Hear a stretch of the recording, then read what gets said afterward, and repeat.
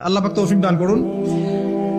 ইনশাআল্লাহ আজকের লেকচার যাদের কানে যাবে, আমরা যদি না খেয়েও মরে যাই, আল্লাহ পাক না খেয়ে মারবেন না ইনশাআল্লাহ। রিজিক আছে, খাবো ইনশাআল্লাহ। কিন্তু হয়তো বা অভাব হবে, টাকা পয়সা একটু কম হতে পারে, অন্যের 10তলা ফ্ল্যাট হবে, আমার হবে না, ঠিক আছে, অন্যের এত বিঘা বিঘা জমি আমার হয়তো হবে না। কিন্তু ইনশাআল্লাহ তাআলা এই যে দুনিয়ার মুসাফিরের জীবনটা, এটা মুসাফিরের জীবন না, মুসাফিরের জীবনটা কেটেই যাবে ইনশাআল্লাহ। কাটবে না? যে কোনো ভাবে কেটে তো যাবেই ইনশাআল্লাহ।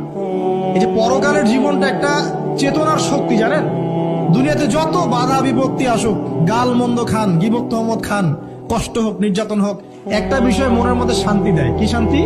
যে এই দুনিয়ার জীবনটা তো আর চিরস্থায়ী নয়, এটা তো আর সারা জীবন থাকবে না।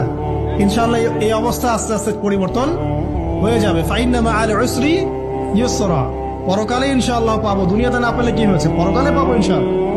যুবক ভাই, এসব জেনা ছেড়ে দেন, আল্লাহ রাব্বুল আলামিন আপনার জন্য হুর রেখেছেন জান্নাত, ইনশাআল্লাহ পাবেন ইনশাআল্লাহ। এটা ছেড়ে দেন, সুদ ছেড়ে দেন, আল্লাহ পাক আপনার জন্য হাউজে কাউসার রাখছে ইনশাআল্লাহ, ঠিক আছে। অন্যায় পাপ ছেড়ে দেন, আল্লাহ রাব্বুল আলামিন আপনার জন্য জান্নাত রেডি করে রাখছে ইনশাআল্লাহ।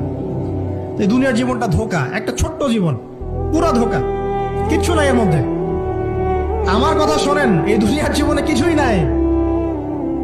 চারপাশে অনেক কিছু মনে হবে, আপনার বাড়ি আছে, গাড়ি আছে, স্ট্যাটাস আছে, টাকা পয়সা, প্রতিপত্তি সব আছে।